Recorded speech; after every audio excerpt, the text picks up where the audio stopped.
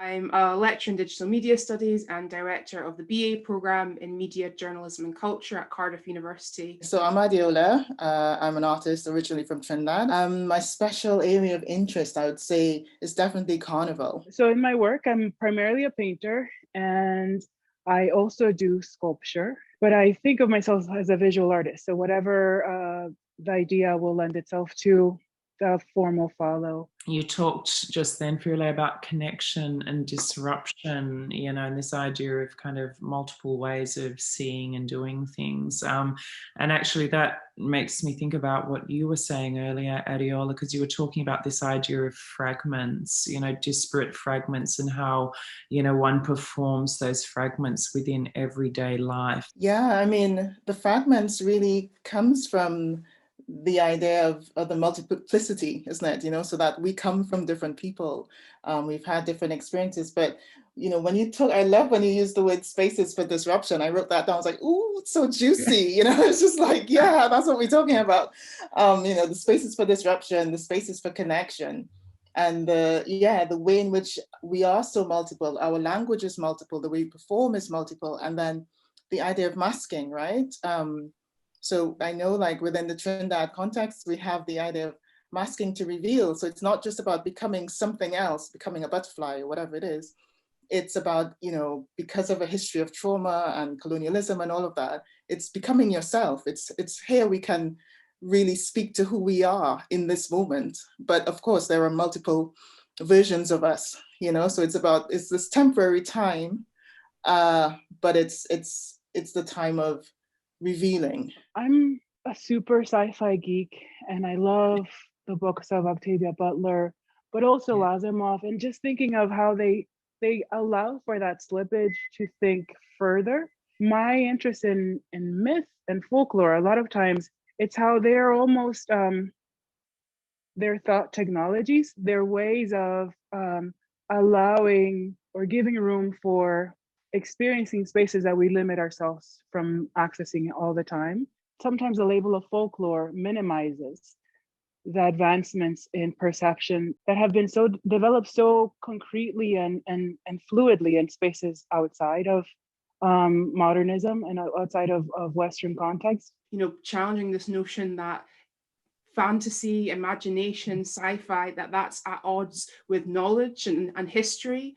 And I think, so often there are these really rigid binary oppositions in society, which, as has been said, operate in these hierarchical ways and exclusionary ways. There will be warriors and thinkers and philosophers who were very much part of every catalytic moment that were women, and because of the different methodologies of the archiving of each time, they're not, they're actively forgotten. But that doesn't erase the fact that they did exist and they did transform the world around them. So these women took this symbol of oppression and made it into almost like a status symbol, a thing of beauty that was so powerful that you see portraits of 19th century women with these head wraps. You see even Josephine, Napoleon's wife, wearing this headscarf. And if you think of that's incredible slippage and assertion of self in space. So I do a lot of portraits that evoke that history. I think water, there's so much that we could speak about in terms of water and Black diasporic experiences, histories, a sense of place, a sense of mapping as well, depending on what sort of map we're dealing with. So much of the work starts with water. The NASA website has a way that you can go 1,300 years backward and name a location and a time, and you'll get this night sky of that site. For those installations, I usually print out the week before or the night of the onset of the Haitian Revolution. And they end up looking like either being immersed at sea and looking up, or being in under this night sky and sharing this space of transformative space of revolution.